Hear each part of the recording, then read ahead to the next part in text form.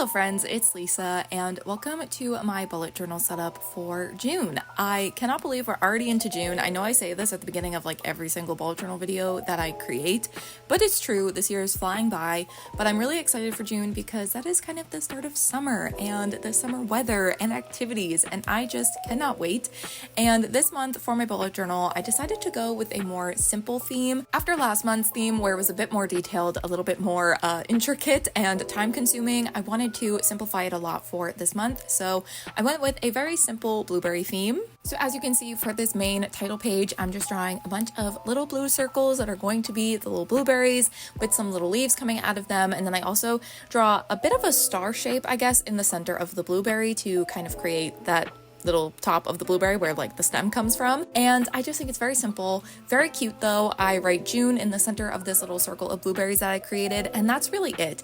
It is a super simple and easy theme. There weren't a lot of colors that I was using. I think I used 3 different markers between the font and the actual blueberries and leaves, and that was it. That's what I wanted. I wanted to keep it very, very simple. So I kept that title page very, very simple, and now we have moved on to the calendar spread. So I'm first just kind of outlining where I'm gonna have the actual calendar and the days of the month, and then I draw some blueberries on the top and bottom of the actual calendar.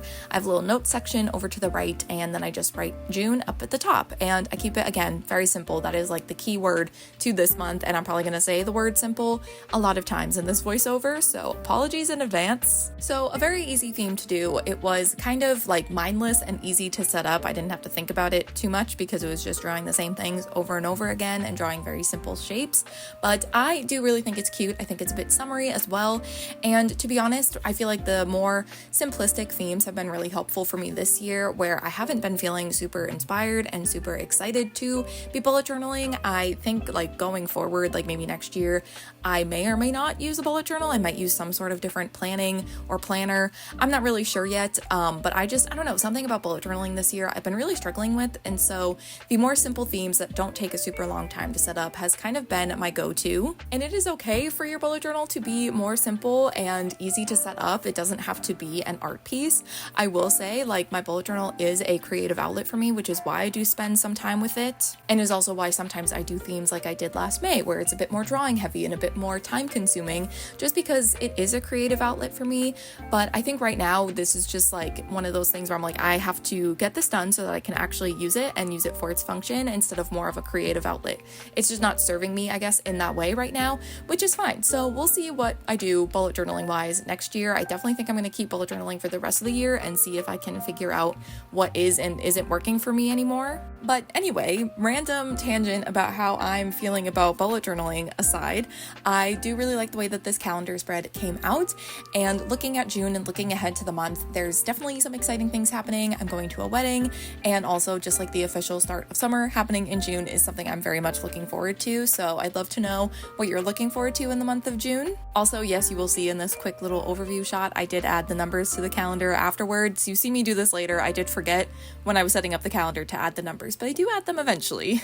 And now we move on from the calendar spread to the next couple of pages. So the left-hand side is going to be my habit tracker. So I have 6 different habits that I track every single month. We talk about it every single month. These voiceovers do feel a bit repetitive to me. So I'm sure if you've watched any of my bullet journaling videos, you also feel like they're repetitive. So I feel like I don't need to explain my habit tracker once again, but definitely a page that I find very important and I do really use and rely on to keep track of what I'm doing and making sure I'm like holding myself accountable to, drink enough water and to do my skincare and also to like not spend money. They're very important things to keep track of.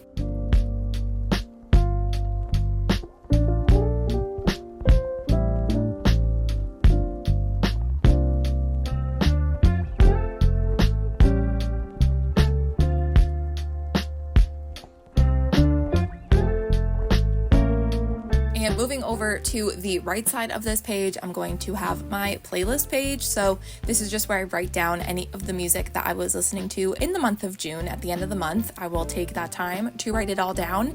And I also, when setting up this page, always talk about what I was listening to in the previous month. And to be honest, again, the Tortured Poets department, it's still the only thing I'm really listening to.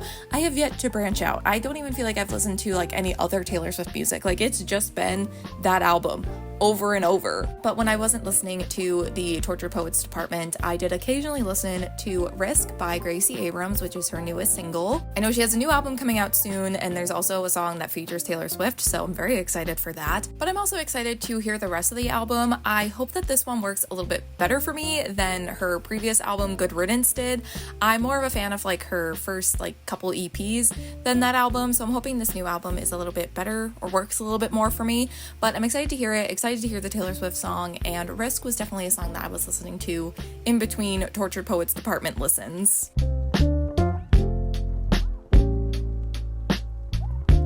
And this is when I realized that I didn't add the numbers to the calendar spread, so I just quickly went back to fix that. I created a little circle with one of my like neutral Tombow pens, and then I just wrote the days of the month on that little circle. I also did mess up and I wrote 22 instead of 12.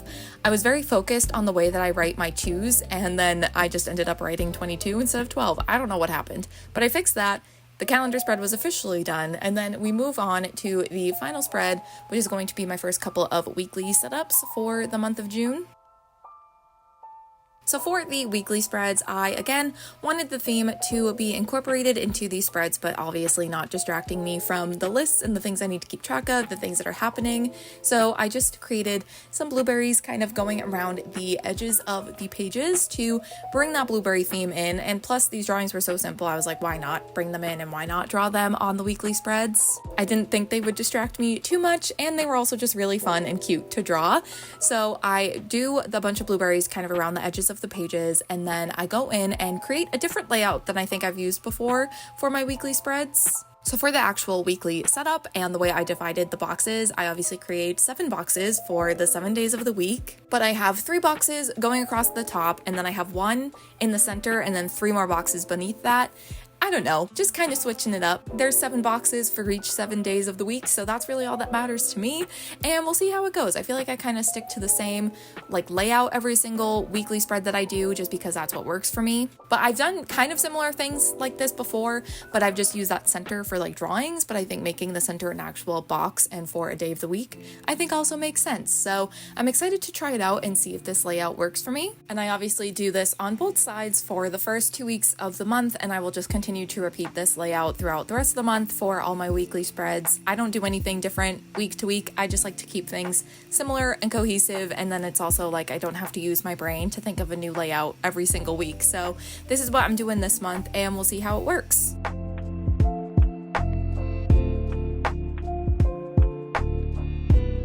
But those are all of my spreads for the month of June. So here's a flip through of how they all turned out. Again, really love how simple this theme was. It took me less than an hour to set all of the spreads up, which for me is pretty good. Normally it takes me multiple hours to do, so I'm very happy with it. I think it's very cute, very fun, very summery, and I do really love the color palette as well. I would love to know down below in the comments if you journal and do monthly themes in any of your journals, what you decided to go with for June. But that is going to be it for my bullet journal setup for the month of June. So thank you all so much for watching, and I will see you in my next one.